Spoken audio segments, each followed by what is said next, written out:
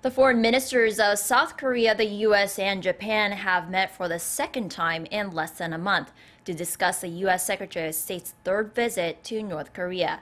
They confirmed Pyongyang's willingness to denuclearize, but that sanctions on the regime should remain in place for now. Lee Ji-won starts us off.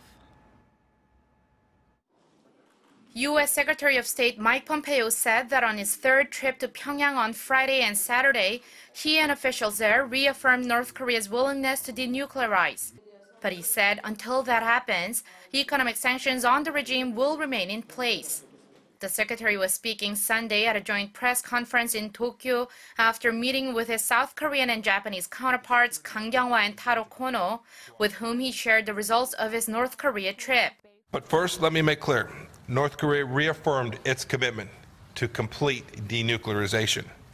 We had detailed and substantive discussions about the next steps towards a fully verified and complete denuclearization. He also said that the two sides had lengthy discussions about what complete denuclearization means.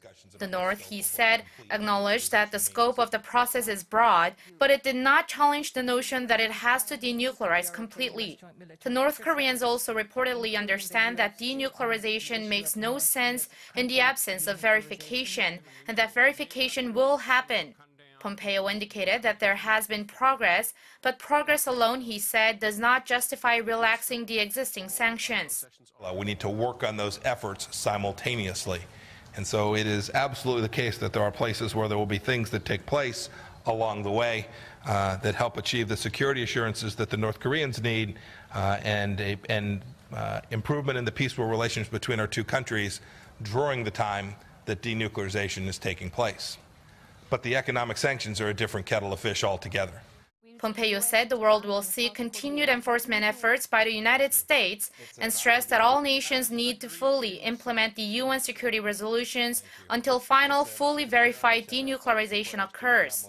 This is seen as a message to North Korea's closest allies, China and Russia, who have recently loosened their grip on Pyongyang. Pompeo was asked about North Korea saying that it's disappointed with the talks because of unilateral gangster-like demands from the U.S., to which he said that if those requests were gangster-like, then the world must be a gangster because denuclearization is what the UN Security Council has agreed on. South Korea's Foreign Minister Kang Kyung-hwa saw Pompeo's visit to the North as the first step in moving towards the goals set by their leaders, and she promised Seoul's cooperation.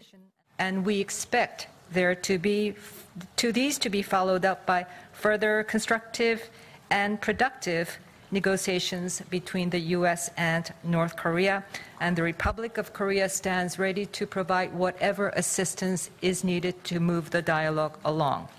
The three foreign ministers also confirmed their ironclad commitment to achieving their shared goal of completely ridding the North of its nuclear program. Lee Ji-won, Arirang News.